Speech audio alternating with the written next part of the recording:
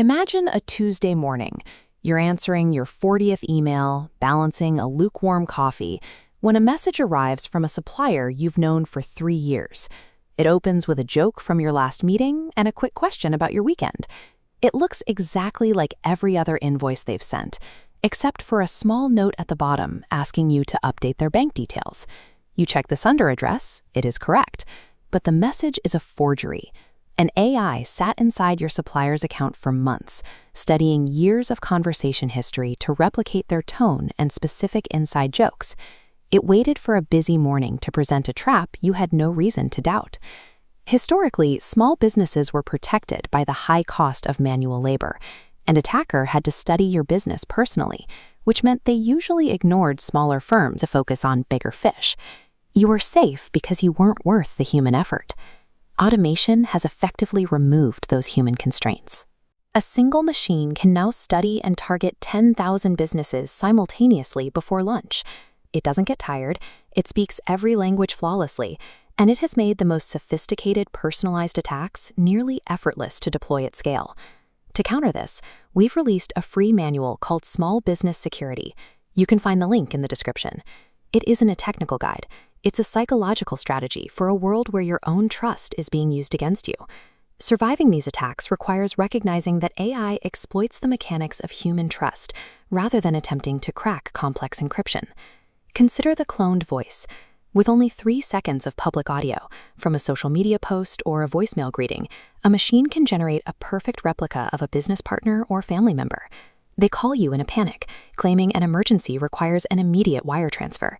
This synthetic panic is engineered to bypass your logical reasoning. By creating a sense of crisis, the attacker forces you to act before you can think. The defense is a behavioral rule called the confirming call. Whenever money is requested, you hang up and call the person back on a number you already have in your contacts.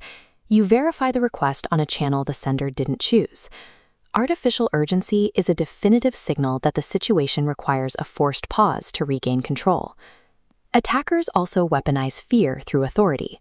A common scam involves an impersonator claiming to be from a tax office or licensing board.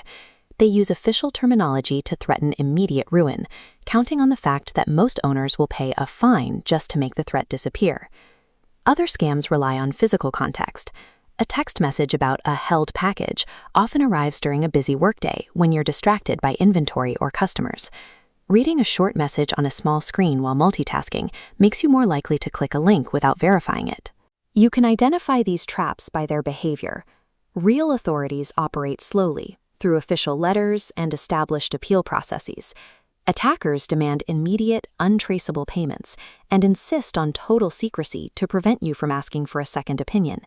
Any demand for immediate secrecy or a departure from standard communication channels provides proof of an emotional exploit. Hardware vulnerabilities often start with simple habits. If you use one password across multiple sites, a breach at a minor supplier can put your entire business at risk. Machines take those leaked credentials and test them automatically against every major bank and email provider until they find a match. You can isolate this risk by treating your bank and email as crown jewels. Use a password manager to ensure every account has a unique credential and enable multi-factor authentication. This requires a physical code from your phone to log in, meaning a stolen password is no longer enough to grant access. Your network also has physical side doors.